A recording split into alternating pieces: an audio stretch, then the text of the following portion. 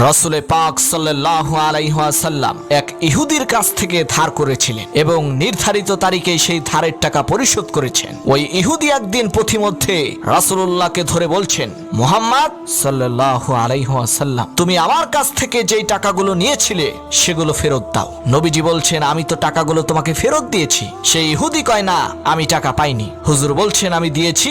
আর সেই ইহুদি বলছে, আপনি দেননি। এমন সময় একজন সাহাবী এসে বলছে, হুজুর, এখানে কি হয়েছে? হুজুর বলছেন, এই লোকটার কাছ থেকে আমি টাকা ধার নিয়েছিলাম, টাকাটা ফেরত দিয়েছি, তারপরও সে বলছে আমি নাকি টাকাগুলো ফেরত দেইনি। সাহাবী বলছেন, হুজুর, আমি জানি আপনি টাকাটা ফেরত দিয়েছেন। হুজুর বলছেন, তা কি করে হয়? আমি যখন তার কাছ থেকে টাকাগুলো গ্রহণ করেছি তখনও তুমি এখানে উপস্থিত ছিলে না, আর যখন আমি তাকে টাকাটা ফেরত দিয়েছি তখনও তুমি দেখোনি। তুমি কি করে বলছো আমি টাকাগুলো ফেরত দিয়েছি? তুমি যে সাক্ষী, এর প্রমাণ কি? সাহাবী বলছেন, ইয়া রাসূলুল্লাহ, আমরা আল্লাহ